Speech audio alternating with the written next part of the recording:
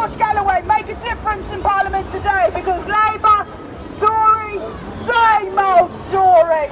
Labour, Tory, same old story. So can you tell us why the Workers' Party is out here today? The Workers' Party identifies that the only way to stop the genocide is to be heard. And we're currently trying to mobilise candidates to fight in the elections because there's nobody in this country in Parliament who's actually speaking on behalf of the Palestinian people to defend them against the genocide that has already been proven by the International Court of Justice as far as we're concerned.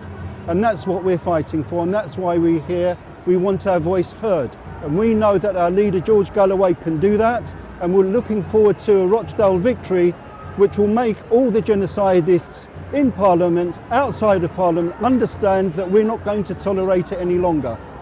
And do you have other people running across the country? Or do you have other people preparing to run in the We are in discussions with many independents around the country, plus we have some candidates of our own that we want to field. But where we see the possibility of unity on this action against this genocide, we're willing to work with practically anybody who agrees to a minimum programme, but primarily we have to stop the genocide.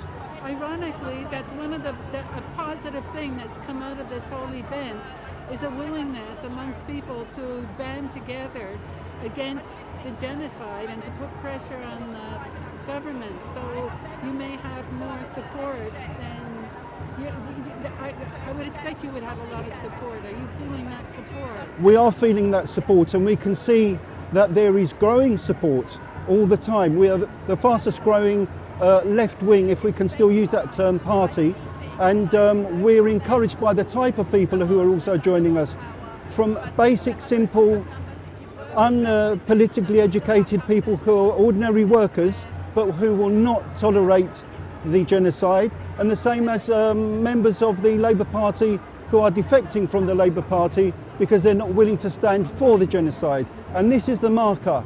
This is what's happened in the world today. The genocide in Gaza against the Palestinian people, also in Jerusalem and the West Bank. Everywhere where there are Palestinians, there is a genocide. And the marker is you're either for it or you're against it. And we can see that this has touched a chord in the humanity of people. And people are generally saying, no, this is not good, this is evil, we want to oppose it. And that's why we're starting to grow. And we're growing quickly. And what kind of, so you think that you're optimistic about George Galloway's chance in the election? When is it, the 26th or 29th? It's on the 29th of February. We're always optimistic. George Galloway is a very powerful leader. He's represented the Palestinian people for more than 50 years, and many, many people know that. Many people also know that he is a socialist and that he has always stood for justice as an MP. And he's always stood for socialism as an MP. And these are the solutions that we need now. We need a free Palestinian state that's protected internationally. We need economic and political change in this country because it is a failed political and economic system. And the only alternative is socialist. And we wish to unite as many groups of the left together on a common platform. We have a 10-point program that any sensible socialist and an ordinary, uneducated politically worker will understand those 10 points very, very well. And we are uniting people on those bases. A free Palestine, stopping the genocide, and establishing a socialist government in this country. Thank you. The one, well, I don't know if it's discouraging or just predictable thing is that far from having an impact on the government so far, it seems to be getting worse and worse. So like the withdrawal of funding from UNRWA was just like on the day that the decision came out from the ICJ, it was just sort of like jaw-dropping. I mean, it's just inconceivable that you would take money away from a humanitarian organization, you know. It's just extraordinary. I mean, I don't know what your feeling is about that. My feeling is very, very clear, and you'll find that understanding within the Workers' Party. It's the most tremendous blunder that they have made to date. They are clearly complicit in the starvation, the dehydration, the annihilation of the Palestinian people. This is what it's about.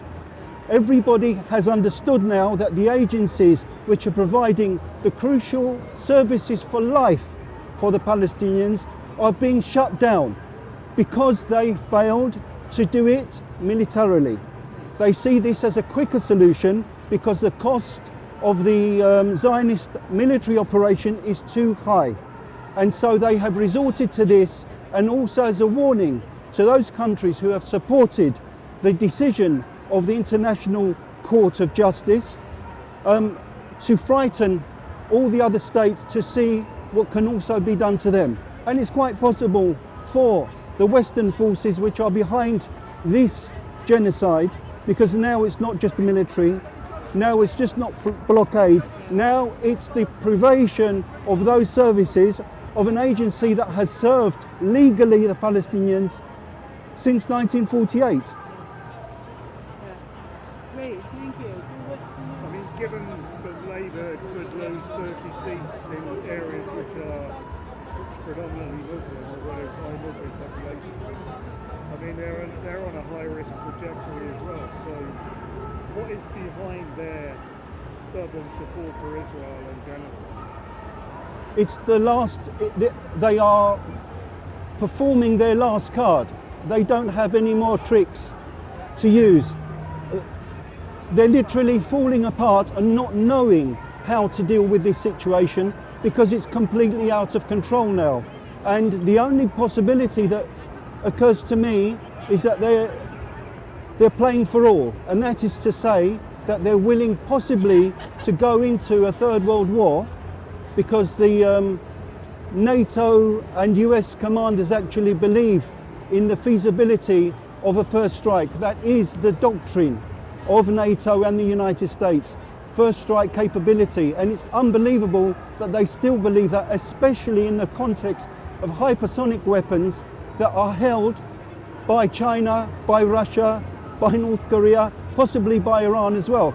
They are on the losing side. They don't know what they're doing. Their systems are collapsing politically, economically, and socially, ideologically, in every single way. And it's now the time for everyone to unite, to understand that this must all be brought to an end in order to salvage not only the Palestinian people, but the whole of humanity. And that's really what's at risk, and that's why we need to unite with everybody. Protect British working classes from war, from conscription, from taking our tax money to fund the genocide. Stop it now. We have had enough.